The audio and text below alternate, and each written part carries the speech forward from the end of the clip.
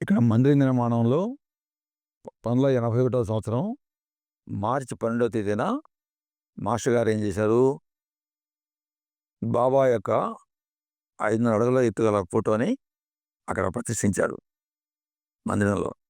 దానికోసంగా master గారు పూణే నుంచి బాబాని షిరిడీలో ఉన్నప్పుడు తీసిన ఫోటో యొక్క నెగటివ్ని తెప్పించారు పూణే నుంచి. అది తీసుకొచ్చి నెల్లూరులో ఉన్న ఉషా స్టూడియోలో దాన్ని ప్రింట్అవుట్ చేయించారు. ఆ ఫ్రేమ్ తీసుకొచ్చుకొని ఆ పటాన్ని కొంతకాలం పాటు మాస్టర్ గారి గదిలోనే సత్సంగంలోనే ఉండేది అది. ఆ తర్వాత 12వ తేదీ నాడు గ్రామంలో ఊరేగించి దాన్ని ప్రతిష్ఠించారు. అప్పటి నుంచి 95 వరకు 81 నుంచి 95 వరకు ఆ చిత్రపటమే దాదాపు 14 ఏళ్ల పాటు మందిరంలో ఉన్నదన్నమాట. తర్వాత మాస్టర్ గారు సమాధి అయిపోయిన తర్వాత కొంతకాలానికి, అంటే సుమారు 1993 ప్రాంతంలో విగ్రహ ప్రతిష్ఠ చేద్దామన్న ఆలోచన వచ్చింది మాకు. ఆ ప్రయత్నంలో భాగంగా మొదటిసారిగా షిరిడీ వెళ్ళాం. షిరిడీ వెళ్ళి బాబాని ప్రార్థించాం. అంటే నేనైతే ఎట్లా ప్రార్థించానంటే, బాబా మాలో వ్యక్తిగతంగా ఎన్ని లోపాలు మచ్చలుగా ఉన్నా సరే లోపాలే, మా మానసిక లోపాలే ఉండొచ్చుగాక, అవి మీ విగ్రహ రూపంలో మచ్చలుగా రాకుండా మాకు సంపూర్ణమైన తెల్లటి విగ్రహం రావాలి స్వామి అనే భావాన్ని ప్రార్థించుకున్నాను. మాతో వచ్చిన వాళ్ళందరం కూడా గురుస్థానంలో రాత్రిపూట దాదాపు 3 రోజుల పాటు ప్రదక్షిణాలు చేశాం. ఎందుకంటే గురుస్థానం రాత్రిపూట అయితే ఖాళీగా ఉంటుంది కొంచెం. దాదాపు కొన్ని 1000 పైన ప్రదక్షిణాలు చేసినట్టే ఆ 3 రోజుల్లో. అటు చేసి తర్వాత బాబాని చక్కటి విగ్రహం కావాలని ప్రార్థన చేసుకున్నాం. నెక్స్ట్ అక్కడి నుంచి రిటర్న్ వస్తూ పండరపురంలో శిల్పి విగ్రహాలు చెక్కి అతను ఉన్నాడనేసి తెలిసి పండరపురంలో దిగాం. పండరపురంలో ఉన్నది 1-2 షాపులే, అంతగా మాకు నచ్చలేదు. జైపూర్ వెళ్ళడమే కరెక్ట్ అనిపించింది. కానీ వెంకటేశ్వర స్వామి మాకు ఒక అడ్రస్ ఇచ్చి, శేష భరద్వాజ మూర్తికళా మందిరం అని ఏదో ఉంది దాని పేరు, ఆ అడ్రస్ మాకు ఇచ్చి, ఆయన జైపూర్లో ఈ శిల్పి దగ్గరికి వెళ్ళండి, చక్కటి విగ్రహం వస్తుంది మీకు అని చెప్పారు. కానీ అందువే మా ప్రయత్నంగా మేము పండరపురంలో కూడా చూసాము. తర్వాత రిటర్న్ ఇంటికి వచ్చేసాము. కొద్ది రోజుల తర్వాత హైదరాబాద్లో అయితే చాలా మందిరాలు ఉంటాయి, బాబా మందిరాలు. అన్ని మందిరాలను దర్శిస్తాము. ఎక్కడెక్కడ చక్కటి విగ్రహం దొరికిందో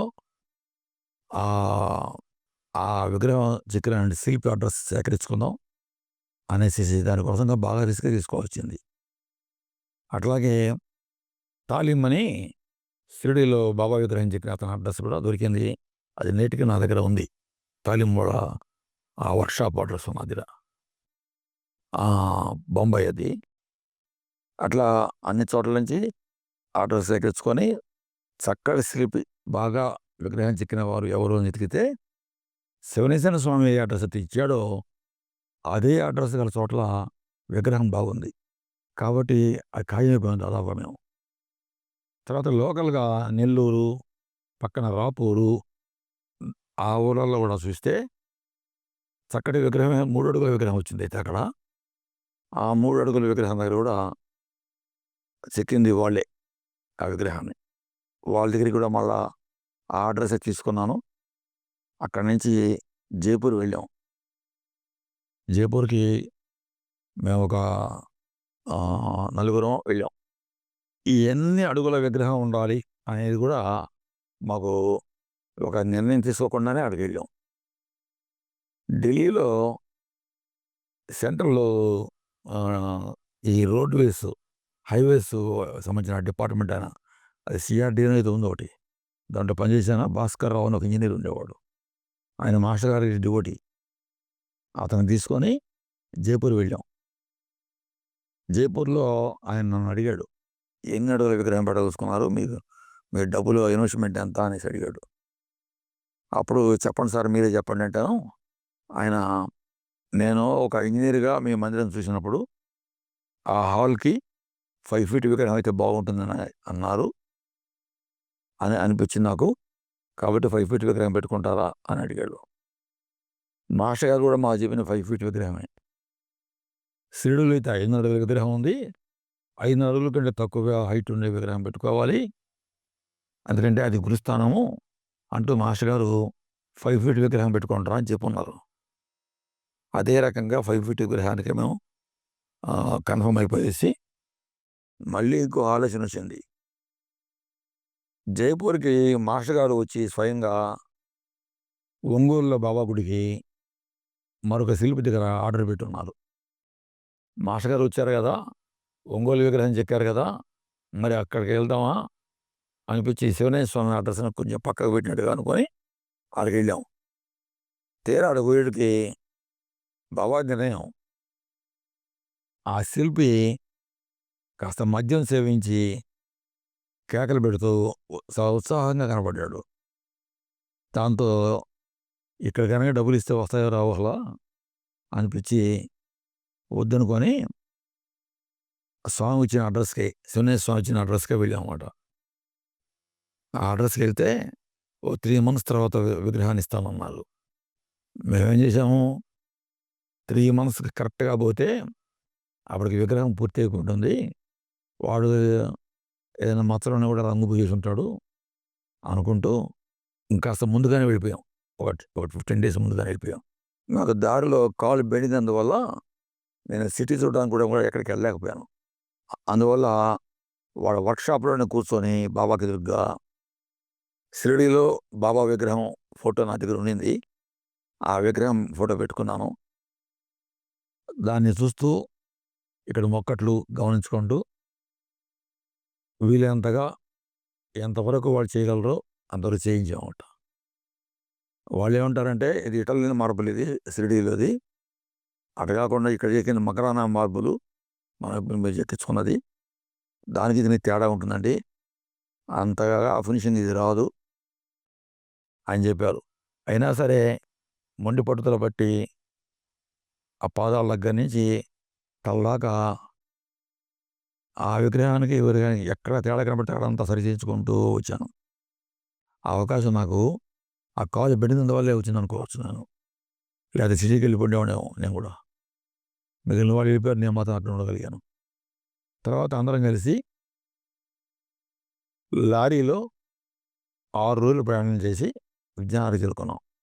అప్పట్లో లారీలో ప్రయాణం చేసి వచ్చాం 6 రోజులు.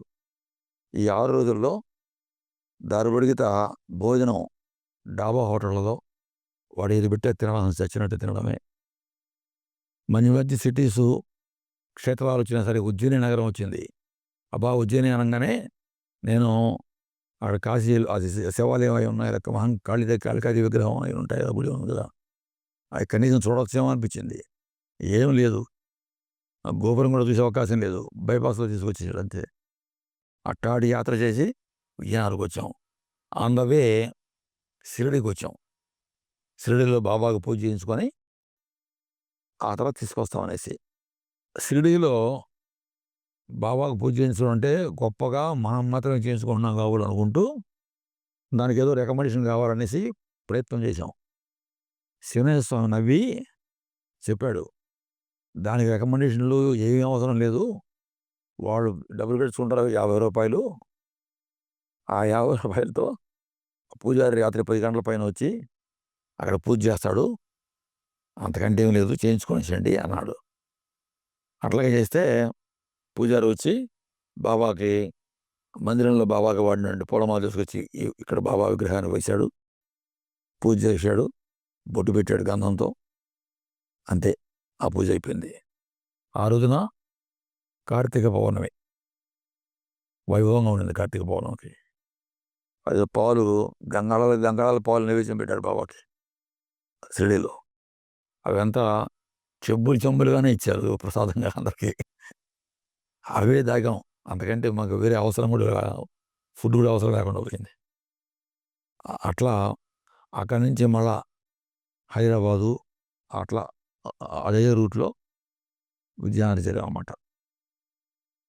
శివనేశ్వర స్వామి వారు ఏం చెప్పారంటే, బాబా ప్రతిష్ఠ అంటే పూజారులు కార్యక్రమం తంతుగా చేసేది మాత్రమే కాదు, భక్తులు అందరూ బాబా అనే భావంతో నమస్కారం చేసుకుంటే అదే విగ్రహ ప్రతిష్ఠ, ప్రాణ ప్రతిష్ఠ అంటే అదేను అని అంటూ బాక్స్ని ఓపెన్ చేసేసి బాబాని కూర్చున్న పొజిషన్లో పెట్టండి, అందరూ తాకి నమస్కారం చేసుకుంటారు అని చెప్పారు. మేము అట్లాగే చేసాం. దాదాపు కొన్ని నెలల పాటు అందరూ భక్తులు తాకి నమస్కారం చేసుకుంటూ ఉండేవాళ్ళు. అదే ప్రాణప్రతిష్ఠ. బాబాతో పాటుగా దత్తస్వామి విగ్రహం కూడా తీసుకొచ్చాం. దత్త మందిరం కూడా అప్పుడే నిర్మాణం జరిగిందన్నమాట. 3 అడుగుల దత్తస్వామి విగ్రహము, 5 అడుగుల బాబా విగ్రహం పెట్టాము. అప్పుడు రెండు కలిసి 1,25,000 అయింది, 1,25,000 అయిందన్నమాట. ఆ రకంగా ప్రతిష్ఠ జరిగితే ప్రతిష్టకి మహాత్ముల్ని పిలవాలా అనిపించింది. మహాత్ములు కాకపోతే మరి ఇంకెవరు చేస్తారు? అందుకనేసేసి నేను మేమంతా ఆలోచించి గులాబాబా గారిని ఆహ్వానిస్తాం అనుకున్నాం. గులాబాబా గారిని ఆహ్వానిస్తామనుకుని మా మిత్రుల్లో ఒక అతను హరిబాబు, మాస్టర్ గారి ఫాదర్, అతన్ని గులాబాబా గారి ఆశ్రమానికి పంపిస్తాను. ఆయన సమ్మర్ ఎక్కువగా ఉంది, ఎండలు ఉన్నాయి, మేము రాలేమని చెప్పారు. ఎట్లా చేయాలి అనుకుంటూ ఎవరి చేత అంటే వారి చేత చేయించకూడదు అని నిర్ణయానికి వచ్చేసి ఆయన చేతనే చేయించాలా అనుకుంటూ ప్యాంప్లెట్లో ఆయన పేరు వేసేసి ప్రింట్ చేయించి దున్నులో కొబ్బరికాయ వేసి మళ్ళీ పోయి రమ్మని చెప్పి అతన్ని మళ్ళీ ఇంకోసారి పిలిచేదా పోనేసి. సెకండ్ టైం పోగానే కారు కూడా రెడీ చేసుకున్నాను, దూర ప్రయాణం కదా, కారు బాగుంది లేదు కండిషన్ చూసుకున్నాము, మీరు ప్యాంప్లెట్లు కూడా మా పేరు వేసేసారు కదా అని స్వామి చెప్పారు. వస్తాము అని చెప్పారు అన్నమాట. ఆ రకంగా వచ్చి ఇక్కడ ప్రతిష్ఠ జరిగిందన్నమాట, స్వామి ప్రతిష్ఠ. 7, 8, 9 తేదీల్లో జూన్ నెలలో 95వ సంవత్సరంలో 1995 జూన్ నెల 7, 8, 9 తేదీల్లో మెయిన్ డే 8వ తేదీ ప్రతిష్ఠ జరిగేట్టుగా చేశారన్నమాట. ఆ రకంగా 3 రోజుల పాటు బాబా గారు ఉన్నారు, గులాబాబా గారు ఉన్నారు. గులాబాబా గారు చక్కగా భక్తి పాటలు గానం చేస్తారు. దాంతోపాటుగా అనేక రకాల ఇన్స్ట్రుమెంట్స్తో ఆయన ఇన్స్ట్రుమెంట్స్ కూడా ఉపయోగించగలరు. ఎవరైనా సరే తబలా వాయించేవాడు హార్మోనియం వాయించలేడు, హార్మోనియం వాయించేవాడు తబలా వాయించలేడు. ఈ స్వామి రెండు చేయగలడు, దాంతోపాటుగా పాట కూడా పాడగలడు. అంత అద్భుతంగా ఉండింది వారి సన్నిధి. ఆయన గొప్ప మహాత్ముడు కదా, పాట పాడమే కాదు ఆయన గొప్ప మహనీయుడు కూడా. అట్లా ఉండింది. ఆయన దర్శించుకున్నప్పుడు ఒక చిన్న సంఘటన. ఆయనకి గెస్ట్ రూమ్గా ఒక ఇల్లు మాట్లాడాము. ఆయన ఆ గదిలో పడుకున్నాడు. ఇంక కార్యక్రమం కాసేపు ఆయన పోయి చూసి వస్తాము, కొద్దిసేపు అన్నా ఆయన నమస్కారం చేసుకోవడం, ఆయన దగ్గర కూర్చోవడం చేద్దాము అనేసి తీరిక లేకుండా ఉండి ఆ కార్యక్రమంలో ఆ గదికి వెళ్ళాను. నేను పోయేసరికి ఆయన అటువైపుకి మళ్ళీ పండుకోన్నారు. నేను చూసే అవకాశం కూడా లేదు. ఆయన ఆ పక్క మళ్ళీ పడుకోన్నారు.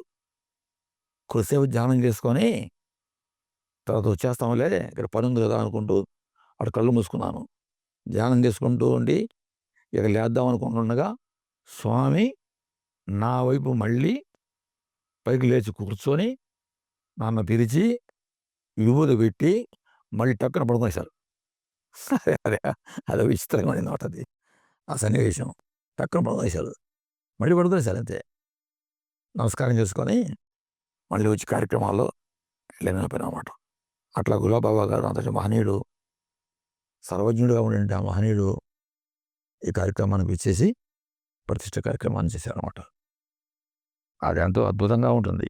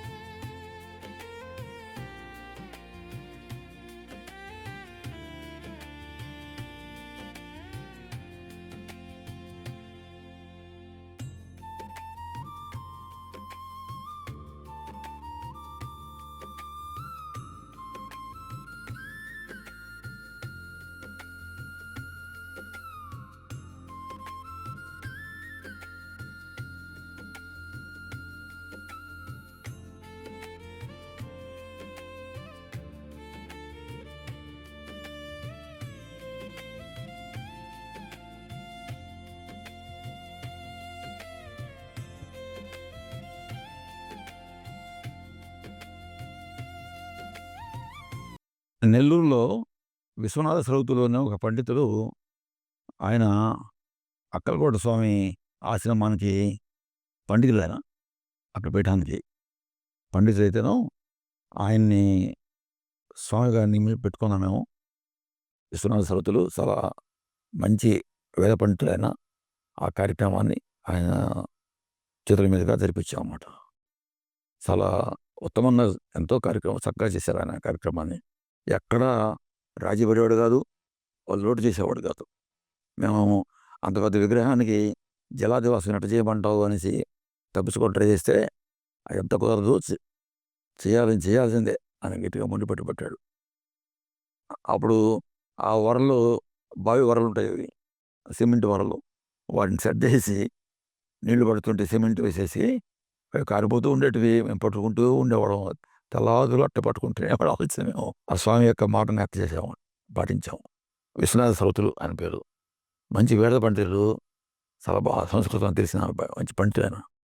అద్భుతంగా ఉండింది ఆయన అంటే. ఆ ప్రతిష్టకు ముందు శాస్త్ర ప్రకారంగా ధాన్యాదివాసం చేయమన్నారు స్వామి. వడ్లలో విగ్రహాన్ని ఉంచిపెట్టాము కొన్నాళ్ళ పాటు. ఒడ్లు ధాన్యాలు ఉంచిపెట్టాము. ఆ తర్వాత 7వ తేదీన జలాదివాసం చేయాల్సి వచ్చింది. జలాదివాసం అంటే ఏమవుతుందంటే 5 ఫీట్ విగ్రహం కదా, అప్పటికప్పుడు దాన్ని ప్రతిష్టకి తీసుకుపోవడం చాలా కష్టం అన్నమాట. అందుకని విగ్రహాన్ని ఎక్కడైతే ఉంచాలో అక్కడికి తీసుకెళ్ళిపోయాం. ముందుగానే క్రేన్తో పెట్టేశాం. క్రేన్తో నైట్ అది కూడా సుముహూర్తం చూసుకొని పెట్టేశాం అన్నమాట. పెట్టుకొని చుట్టూరా నీటి వరలు ఉంటాయి కదా, బావి వరలు ఉంటాయి కదా, సిమెంట్ వరలు, వాటితో ఒక తొట్టిలాగా ఫార్మ్ చేసి ఆ తొట్టిలోకి నీళ్లు పెట్టేసేసి జలాదివాసం చేసాం. అంతా అయిన తర్వాత 8వ తేదీన స్వామి చేత ప్రతిష్ఠ అన్నమాట.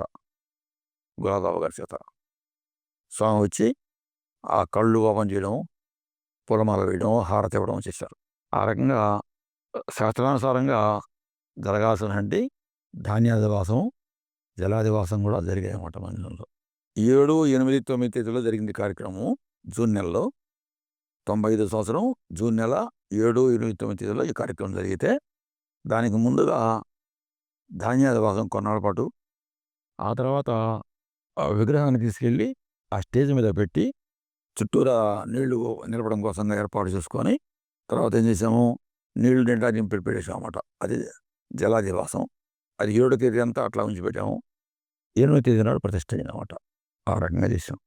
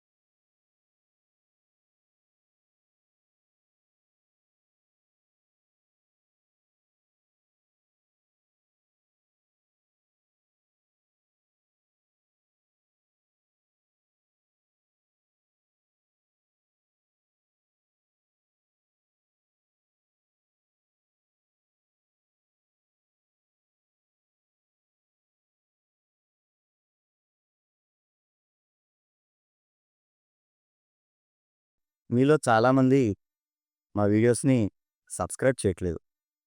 సబ్స్క్రైబ్ చేయకుండా చూసేవాళ్ళు చాలా ఎక్కువ మంది ఉన్నారు. అందువల్ల వీడియోస్ చూసే ప్రతి ఒక్కరూ కూడా మా ఛానల్‌ని సబ్స్క్రైబ్ చేయండి. సబ్స్క్రైబ్ చేస్తే గనక ఇంకా ఎంతో ఉత్సాహంగా, ఉల్లాసంగా, మంచి మంచి ఆలోచనలతో, ఇంకా మీరు చూడని దేవాలయాలు, ఇంకా ఎంతో అద్భుతమైన విషయాలు మీ ముందరికి తీసుకురాగలను. తప్పకుండా ప్రతి ఒక్కరు కూడా బెల్ ఐకాన్ నొక్కి కొత్త కొత్త నోటిఫికేషన్ల కోసం వెయిట్ చేయండి. అలాగే మా వీడియోస్‌ని లైక్ చేయండి. ఇతరులకి షేర్ చేయండి. ఇందాక నేను చెప్పినట్టు తప్పకుండా మా ఛానల్‌ని సబ్స్క్రైబ్ చేయండి. ఆదరించండి. నమస్కారం.